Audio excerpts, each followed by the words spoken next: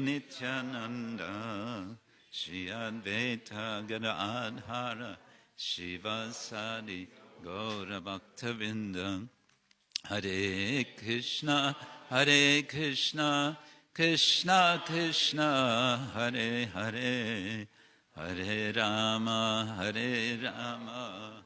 Rama Rama Hare Hare Om Namo Bhagavate Vasudevaya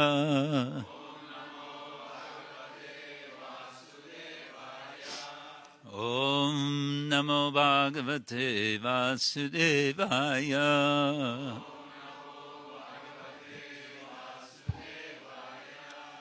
Om Namo Bhagavate Vasudevaya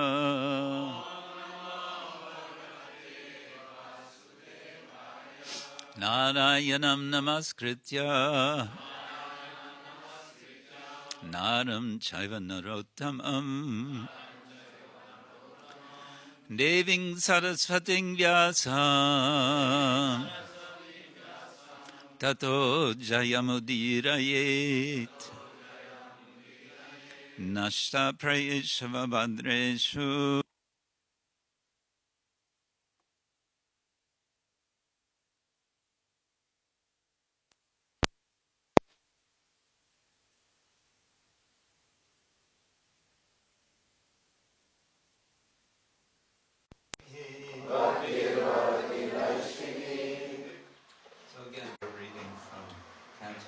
Chapter 33, verse number 7. The chapter is called Activities of Tubhyam. Let's chant together. Aho bata śva-paco garīyān. Aho bata śva-paco garīyān. Aho bata śva-paco garīyān. Aho bata śva-paco garīyān. Yaj-jihvāgre vartate nāma tubhyam. Yaj-jihvāgre vartate nāma tubhyam. Yaj-jihvāgre vartate nāma tubhyam.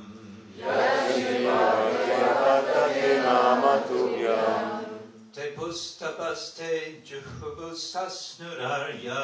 Tepus tapas te juhuvuḥ sasnur āryā. Tepus tapas te juhuvuḥ sasnur āryā. Tepus tapas te juhuvuḥ sasnur āryā. Brahmānūcur nāma gṛṇanti yete. Brahmānūcur nāma gṛṇanti yete. Brahmānūcur nāma gṛṇanti yete. Brahmānūcur nāma gṛṇanti yete. Others? Aho bata śva-paco garīyān. Aho bata śva-paco garīyān. Yaj-jihvāgre vartate nāma tubhyam. Yaj-jihvāgre vartate nāma tubhyam. Tepus tapas te juhuvuḥ sasnur āryā. Tepus tapas te juhuvuḥ sasnur āryā. Brahmānūcur nāma gṛṇanti yete. Brahmānūcur nāma gṛṇanti yete. Aho bata śva-paco garīyān. Aho bata śva-paco garīyān. Yaj-jihvāgre vartate nāma tubhyam. Yaj-jihvāgre vartate nāma tubhyam. Tepus tapas te juhuvuḥ sasnur āryā. Tepus tapas te juhuvuḥ sasnur āryā. Brahmānūcur nāma gṛṇanti yete. Brahmānūcur nāma gṛṇanti yete. Aho bata śva-paco garīyān. Aho bata śva-paco garīyān. Yaj-jihvāgre vartate nāma tubhyam. Yaj-jihvāgre vartate nāma tubhyam. Tepus tapas te juhuvuḥ sasnur āryā. Tepus tapas te juhuvuḥ sasnur āryā. Brahmānūcur nāma gṛṇanti yete. Brahmānūcur nāma gṛṇanti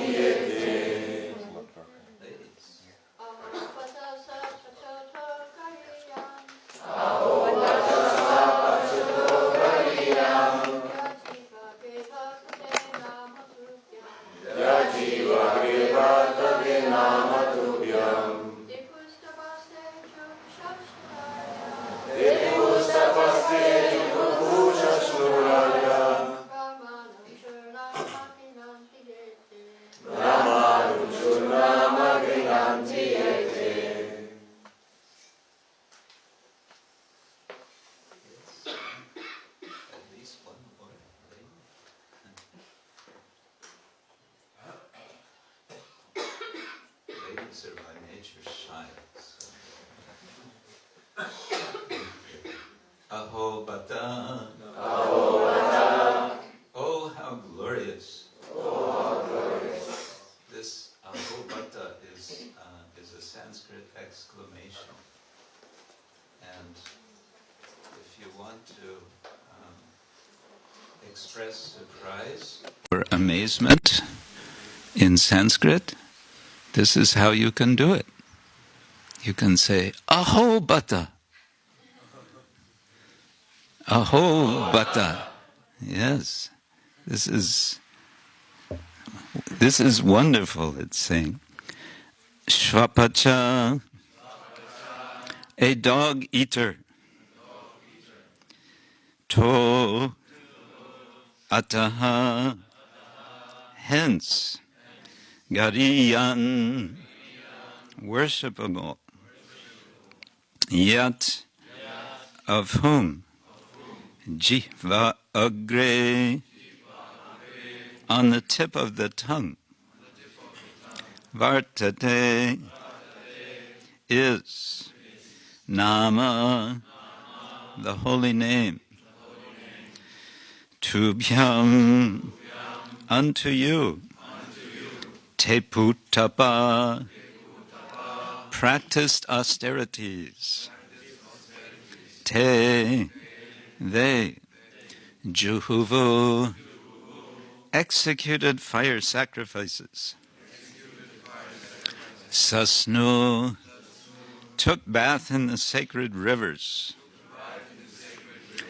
Āryā, Aryans, brahmānūcur, studied the Vedas.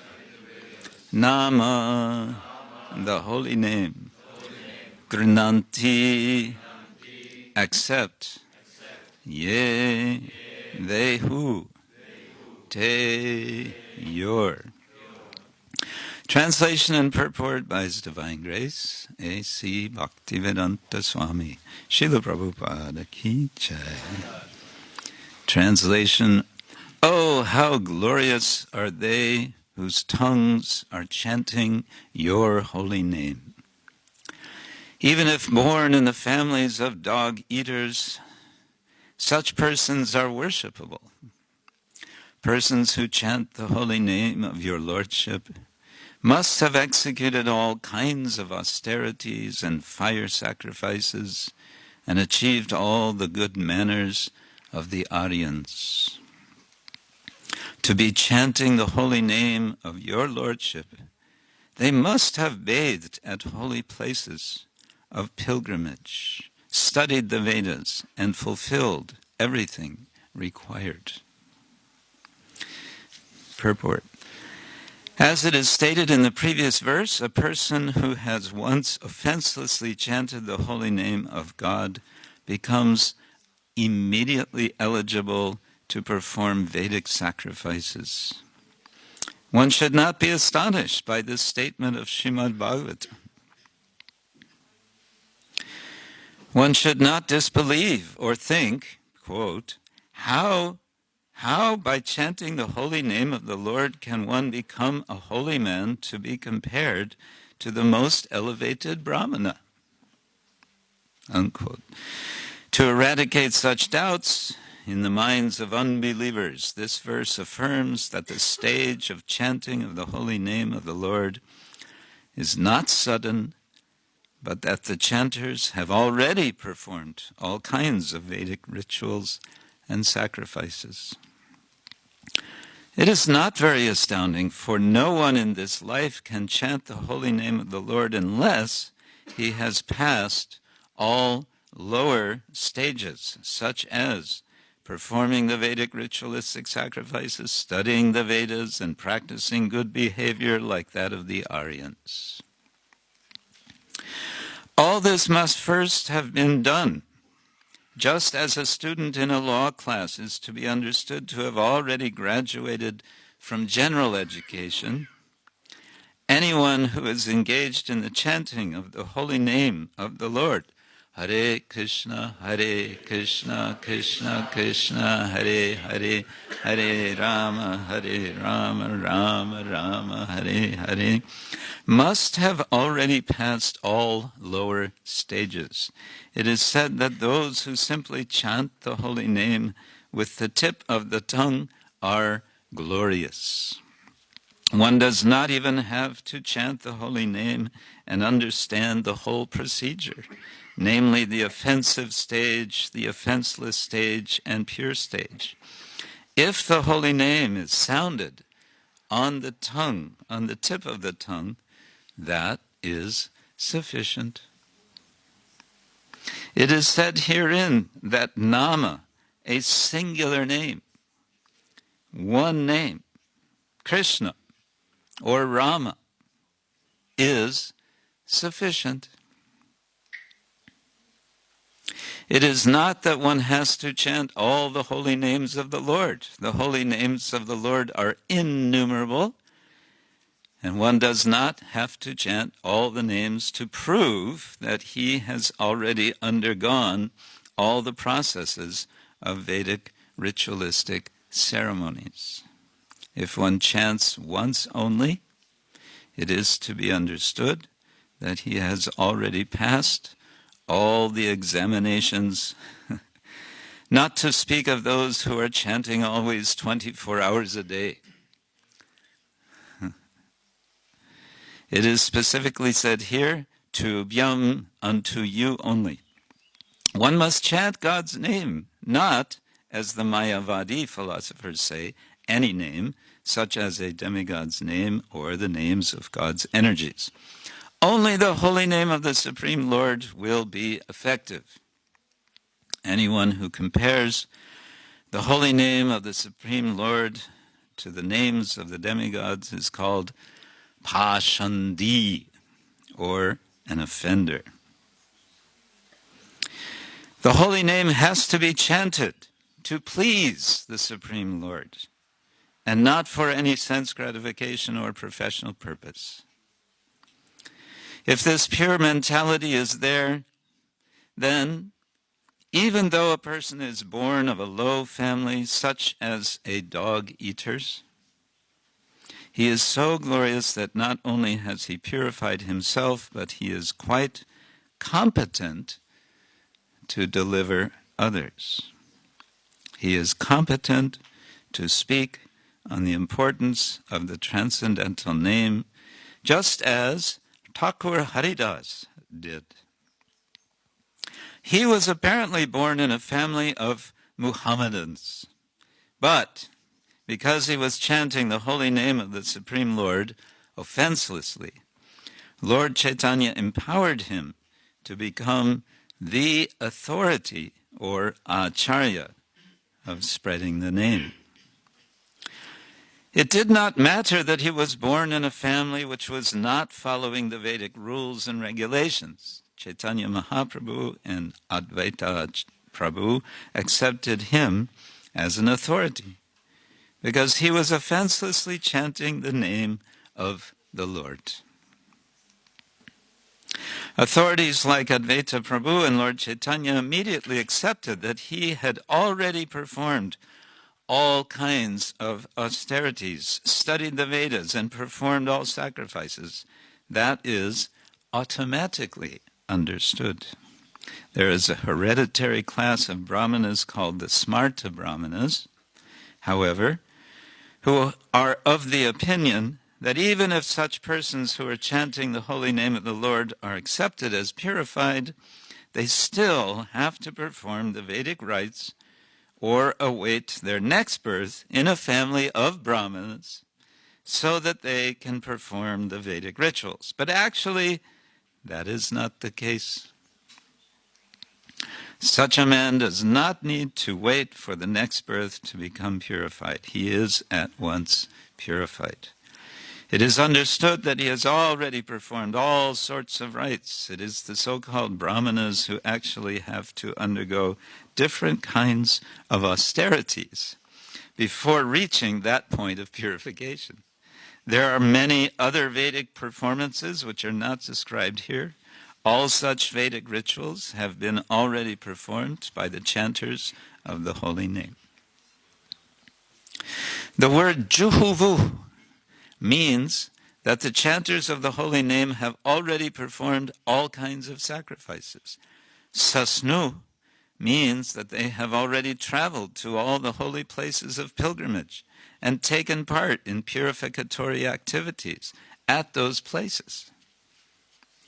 They are called āryā because they have already finished all these requirements, and therefore they must be among the āryans, or those who have qualified themselves to become āryans. Āryan refers to those who are civilized, whose manners are regulated according to the Vedic rituals. Any devotee who is chanting the holy name of the Lord is the best kind of āryān. Unless one studies the Vedas, one cannot become an āryān. But it is automatically understood that the chanters have already studied all the Vedic literature. The specific word used here is anucur, which means that because they have already completed all those recommended acts, they have become qualified to be spiritual masters. The very word gṛṇanti, which is used in this verse, means to be already established in the perfectional stage of ritualistic performances. If one is seated on the bench of a high court and is giving judgment on cases, it means that he has already passed all legal exams and is better than those who are engaged in the study of law or those expecting to study law in the future. In a similar way, persons who are chanting the holy name are transcendental to those who are factually performing the Vedic rituals and those who expect to be qualified, or, in other words, those who are born in families of Brahmins but have not yet undergone the reformatory processes and who therefore expect to study the Vedic rituals and perform the sacrifices in the future. There are many Vedic statements in different places saying that anyone who chants the holy name of the Lord becomes immediately freed from conditional life, and that anyone who hears the holy name of the Lord, even though born of a family of dog-eaters, also becomes liberated from the clutches of material entanglement. So there's lots of good news for us in this purport. Aho bata śva-paco garīyān yaj-jihvāgre vartate nāma tubhyam tepus tapas te juhuvuḥ sasnur āryā brahmānūcur nāma gṛṇanti te. Oh, how glorious are they whose tongues are chanting your holy name. Even if born in the families of dog-eaters, such persons are worshipable. Persons who chant the holy name of your Lordship must have executed all kinds of austerities and fire sacrifices and achieved all the good manners of the Aryans. To be chanting the holy name of your Lordship, they must have bathed at holy places of pilgrimage, studied the Vedas, and fulfilled everything required. Mukam karoti vachalam pangum langayate girim yat kripatamaham vande Sri Gurung dinatadanam. A major theme of the Srimad-Bhagavatam is the glories of chanting the holy name of the Lord. The glories of the Supreme Personality of Godhead, and the glory of the chanting of the holy name, and the glories of those who chant the holy name. Perhaps the most striking narrative to bring out this point is in the beginning of the 6th canto. As we all know, Ajamila, despite the degraded character of his life, despite his degraded character, we may say, at the end of his life, because he calls out the name of his son, Narayana, in desperation as he is being dragged out of his body, because he pronounces these four names, Narayana, in that sequence, Narayana, the Vishnudutas come and they stop the Yamadutas from dragging him to Yamaraj, and they take him, and he eventually reaches the supreme abode, Vaikuntha. Even though his intention seems to have had nothing to do with glorification of the Lord. That's how powerful the Lord is. That's how powerful his name is. So in this verse, this idea is expressed as something of wonder. Aho bata. Oh, it is astonishing. It is something to wonder about. So we may, being as we are in this skeptical age, we might be skeptical of what is being claimed about the power and the glories of the holy name of the Lord. But here we're getting a hint of how to respond, rather than skepticism, which is the tendency to reject that which we don't understand or can't comprehend. Instead of that, we can have a sense of wonder. Oh, it is wonderful. I don't understand how it is possible, but it's a wonderful thing. Queen Devahuti is saying this, and so let us accept it as being the case. And what is the case? She gives a list of several sorts of qualification which are associated traditionally with what Srila Prabhupada would often call Brahminical culture. Srila Prabhupada many times would say that this movement is for making a situation which is supportive of, which brings about Brahminical culture, which cultures Brahminical culture. And what is this Brahminical culture? One could point to the sorts of activities described here. One has performed Vedic sacrifices, one has read the Vedas, one has bathed in all the holy places, and so on and so forth. And so then someone might say, oh, okay, so I have to do all these things. I have to... First, I'll start with the Rig Veda. Oh, to read the Rig Veda, first I'll have to study Vedic Sanskrit. And Vedic Sanskrit might not be so easy to learn. It is more difficult than classical Sanskrit, classical Sanskrit is what we have in the Bhagavatam. So this is going to be quite some challenge to do all of these things. But here we're getting a very strong hint that this is not the point. This is not actually what Brahminical culture is. All of those things are included, we may say, within the chanting of the holy name. Now, I want to point out a little bit about some aspect of this verse, which I find interesting from the perspective of what in the philosophical tradition is called pramana. What is pramana? Pramana is evidence, or it's also a means by which one obtains knowledge. And it's always kind of step one in the process of philosophical discussion to discuss how is it that we know what we claim to know. How do we come to know what we claim to know?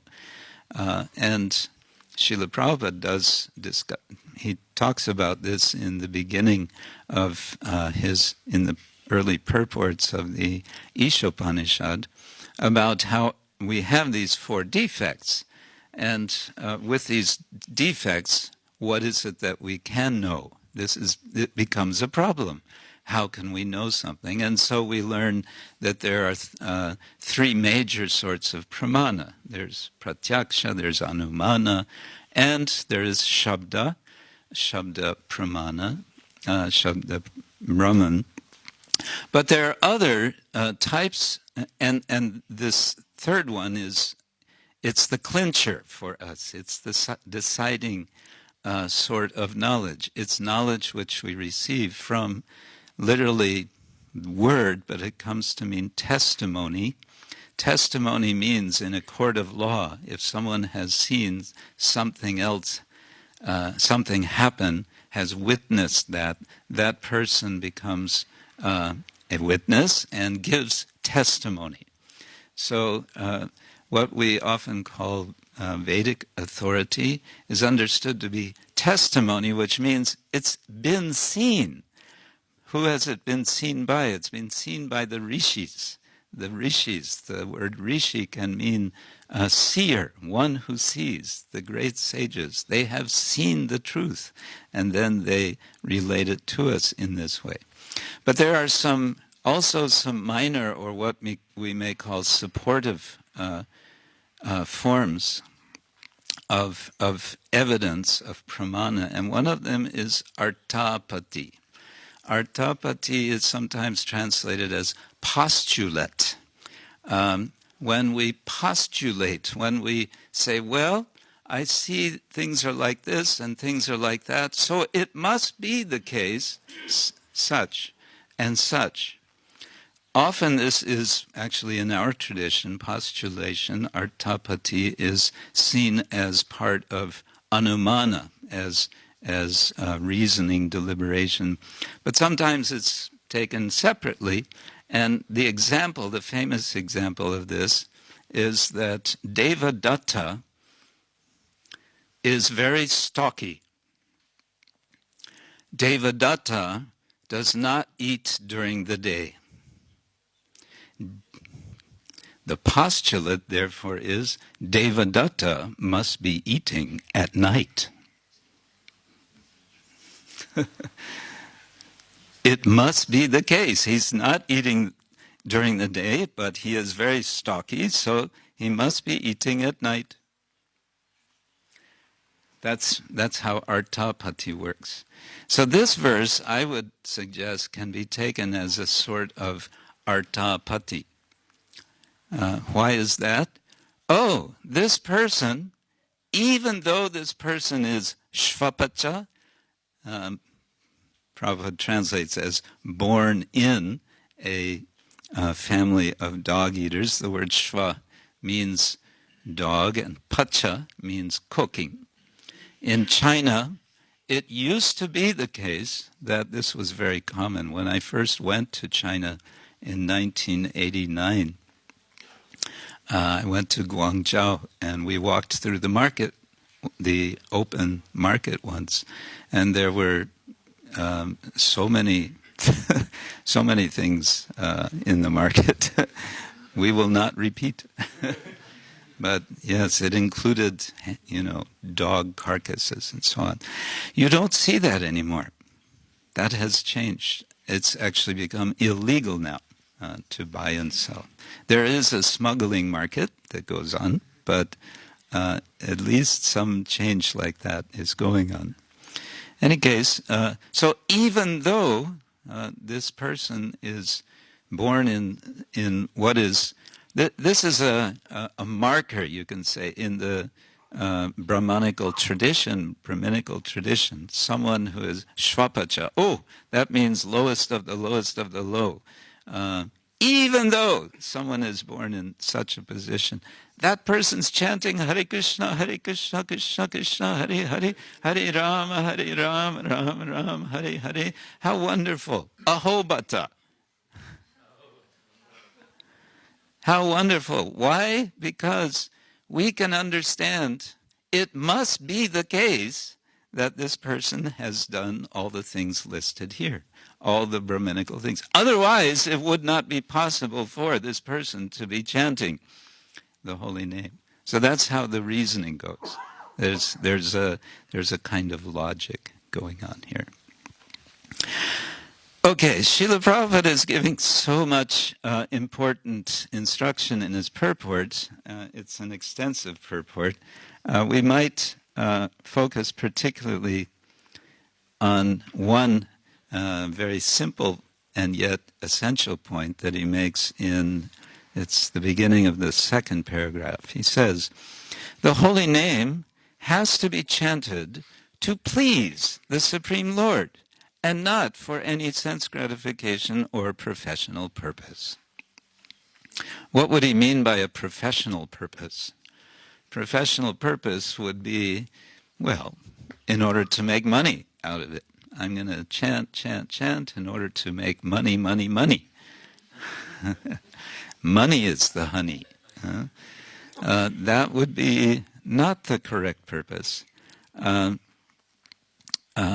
And in general, for sense gratification, so many different things we may aspire for, and we may think, I will make use of the holy name in order to acquire these things. And we learn from Shastra that indeed it is possible that through by chanting the Lord's name, because the Lord is the giver of all things for all persons' desires, nityo nityanam, Chaitanas chaitananam eko bahunam yo vidadati kaman. Vidadati, he gives the common, the desires for everyone.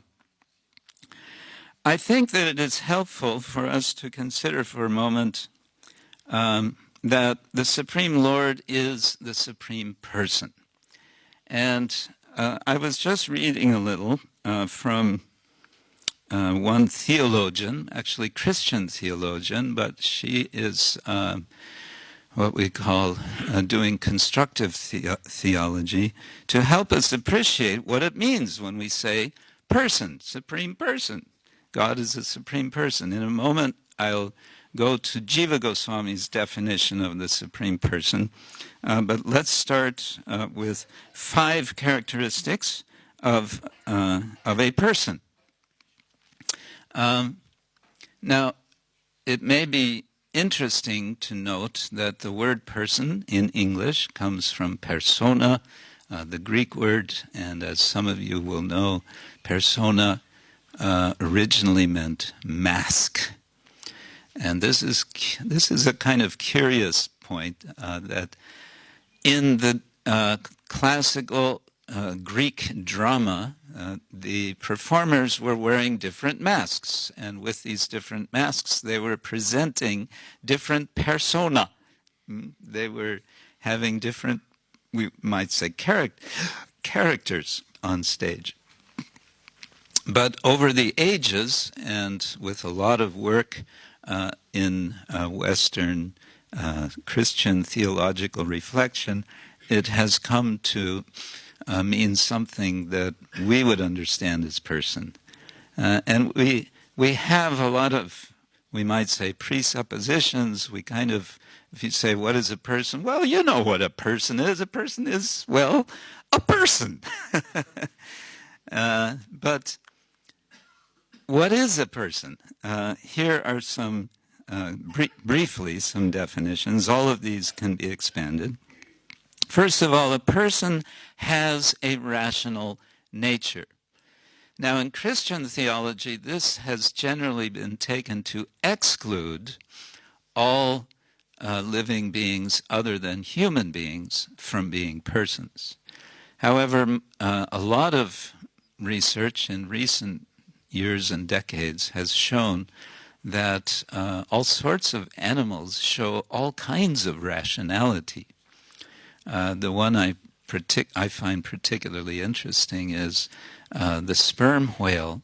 Some scholars did extensive research on the language of sperm whales to find that it is not as complex as human speech.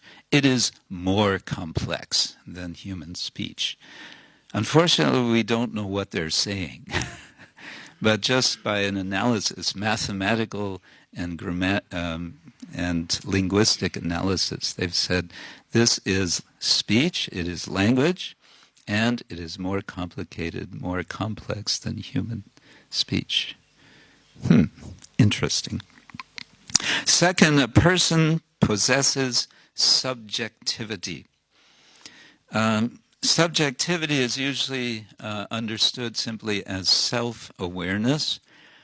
And again, people will say that this disqualifies non-human animals, to which one may ask, how is it that one can know that an animal, a non-human animal, is self-aware?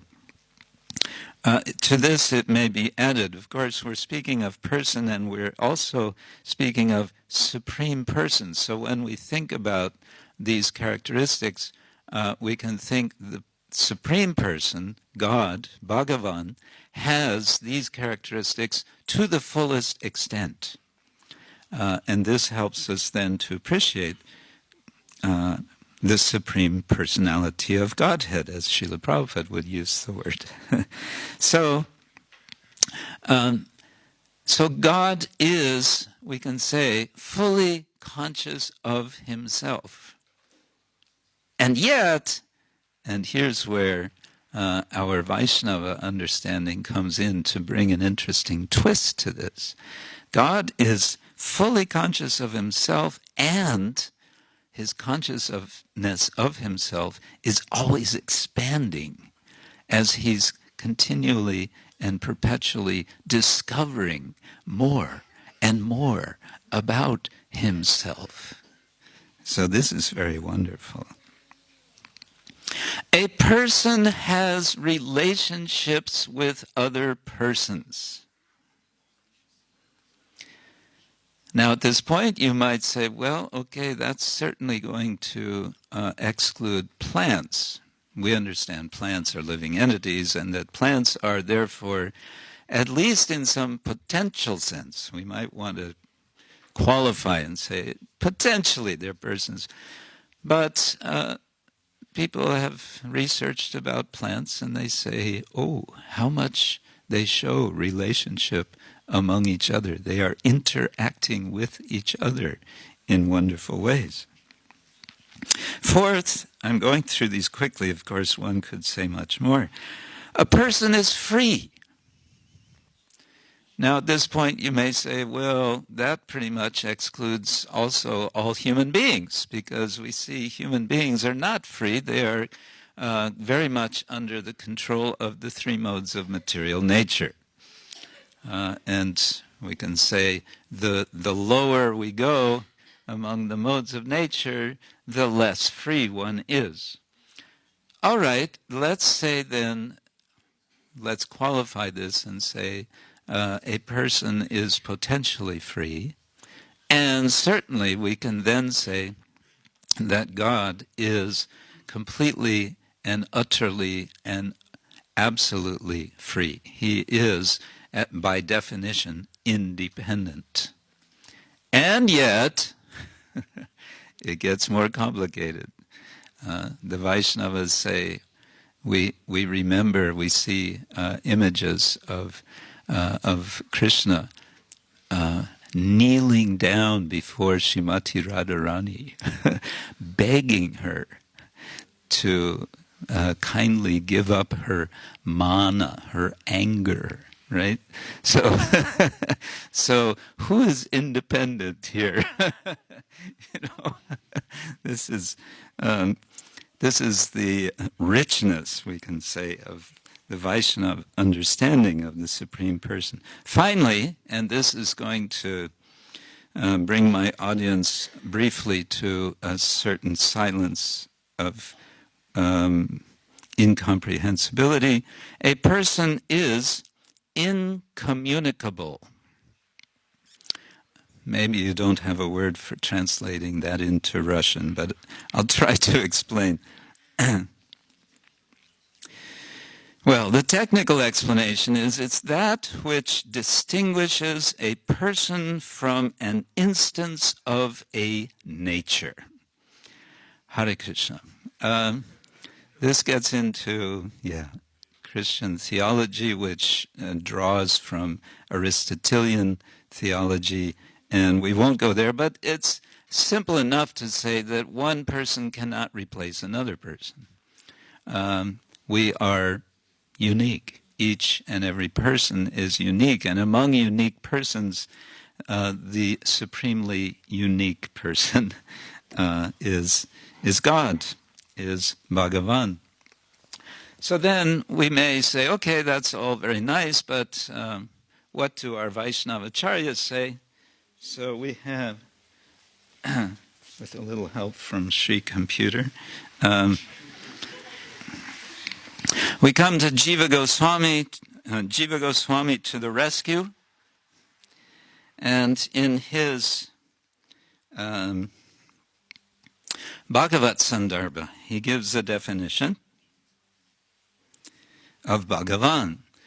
And he gives a definition because the word Bhagavan tends to get used somewhat loosely, which is to say, even in the Bhagavatam, sometimes Narada will be addressed as Bhagavan. Some others are addressed. Mother Narayani will know who else is addressed as Bhagavan. Can you think of who else at the moment? Some others are addressed as Bhagavan, I think. Not Hiranyakashipu. Okay. All right. This is a little long. I'll read it slowly, but let's appreciate how rich this definition is. This is Bhagavat Sandarbha Anucheda 100. And this is Radhika Raman Prabhu's translation from his book.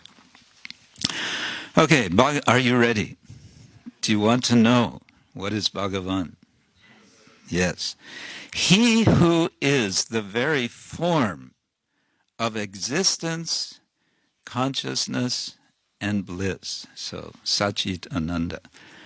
Who possesses inconceivable, multifarious, and unlimited energies that are of his own nature, who is the ocean of unlimited, mutually contradictory qualities, such that in him both the attribute and the possessor of attributes, the lack of differences and varieties of differences, formlessness and form, pervasiveness and centrality, madhyamatva, are all true. We're just 1/3 of the way through. Whose beautiful form is distinct from both gross and subtle entities, self-luminous, and consisting entirely of his own nature, who has unlimited such forms that are manifested by his chief form called Bhagavan, whose left side is beautified by Lakshmi, the manifestation of his personal energy, suitable to his own form, who resides in his own abode, along with his associates, who are furnished with a form that is a special manifestation of his own splendor, who astonishes the hosts of Atma-ramas, those who take pleasure in the self, by his wonderful qualities, pastimes, etc., which are characterized by the play of his personal energy, whose own generic brilliance is manifested in the form of the reality of Brahman, who is the sole shelter, and life of his marginal energy, called the living entities, jivas, whose mere reflected energy are the modes of nature, gunas, visible in the unlimited phenomenal world. He is Bhagavan. Hare Krishna. Or in Sanskrit, no, I won't read the Sanskrit. Yeah. It's so this is to remind us that when we chant Hare Krishna, Hare Krishna, Krishna Krishna, Hare Hare, Hare Rama, Hare Rama, Rama Rama, Hare Hare. This is who we are addressing. We are addressing this very one, Bhagavan, the Supreme Personality of Godhead. And so as we are celebrating Krishna's holy names, as we are chanting together in so many sweet melodies, and sometimes softly, and sometimes thunderously, and sometimes sitting meditatively, and sometimes jumping up and down, dancing wildly. Let us remember, we are addressing this very one, the Supreme Lord, who, again, Srila Prabhupada says, the holy name has to be chanted to please the Supreme Lord, and not for any sense gratification or professional purpose. So to please the Lord is highly possible because he is the Supreme Person, and persons are pleasable. And we find we can also please each other. And let us also, I would humbly suggest, let us also think, let us have this in mind, that as we're chanting not for our own benefit, we are chanting to please the Lord. And by pleasing the Lord, we are pleasing, and this was spoken by Thakur Haridas, we are pleasing all living entities. So we can meditate, you can visualize. The sound of the holy name is extending out beyond this temple room, extending out to the outer reaches of Goloka Dhama. It's extending out and up beyond this valley. It's extending out to Abentheuer, to Birkenfeld, to Deutschland, all of Europe, the whole planet. It's outer space. Why not? There's a lot of junk floating around in outer space. Did you know that? Space junk. 3,000 tons of junk is floating around in space since from the last few decades. So pollution is everywhere, even outside. There's also some junk on the moon planet now that's been left there by people. So there's junk everywhere. Human beings are the only species that make waste, which cannot be, is not biodegradable. So, but human beings have this capacity. We have this very special form of tongue, which permits us to chant Hare Krishna, Krishna Krishna, Hare Hare, Hare Rama, Rama Rama, Hare. So we are so fortunate. Srila Prabhupada has blessed us in a way which we may never fathom completely. But we can show our gratitude by doing as he advises, to chant with our heart, with all of our being, for the pleasure of the Lord. Aho bata, we have this amazing opportunity. So let us take this opportunity. Thank you all very much. I'll end here and invite comment and question. Yes, Maharaj. I'm sorry, can I just ask 2 quick questions on these 5 characteristics of personality? They come from Christian constructivism, you said. Is Constructive theology. Christian construct. Later I can give you the source. Okay. And what do they mean a person is free? Free from what? Is he free to act beyond his programming, inside programming? Or what is freedom for them? I'd have to go back and look more closely because I don't have it in mind just now how that's specified. Certainly some notion of choice is involved, but that's also there in the idea of being rational. So I don't know if that comes, I'll have to look, does that come again? But there is a notion of choice.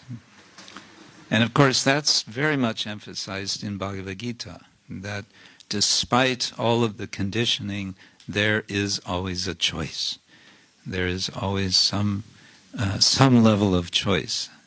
And we want to increase that degree of choice by hearing.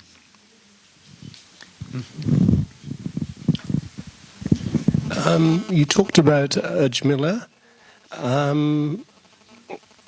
So I understand the story. He was a pious Brahmin, and then at the last stage of his life, he chanted the holy names, and he was met up with the Yamadutas and the Vishnudutas. But he was his last child was called Narayan. He was chanting the holy name of Narayan. Yeah. The first time he chanted the holy name of Narayan was when he named his child.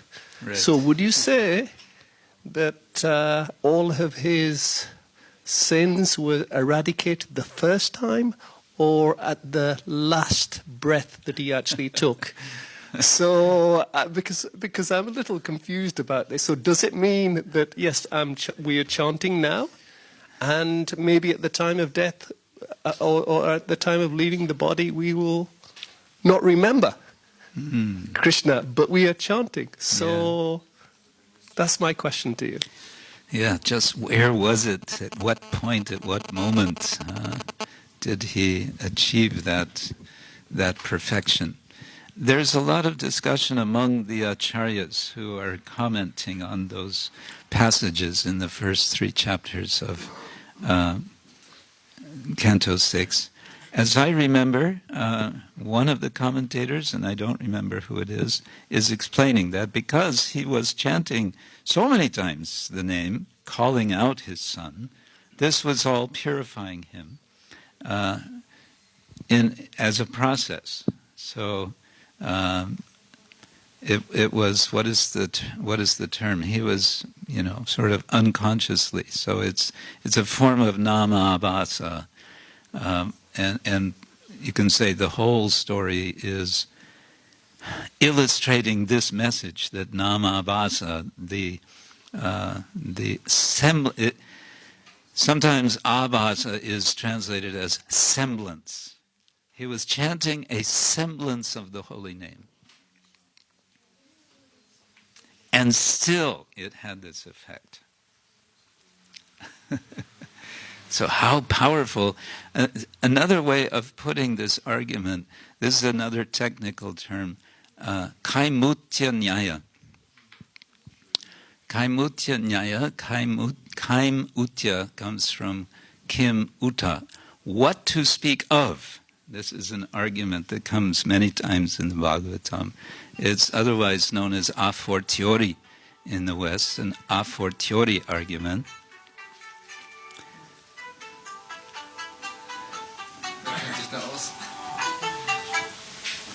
Yes. Now you will be asked to give the next lecture because for all the devotees. Okay, so Kaimutya Nyaya says, what's the example Prabhupada gives?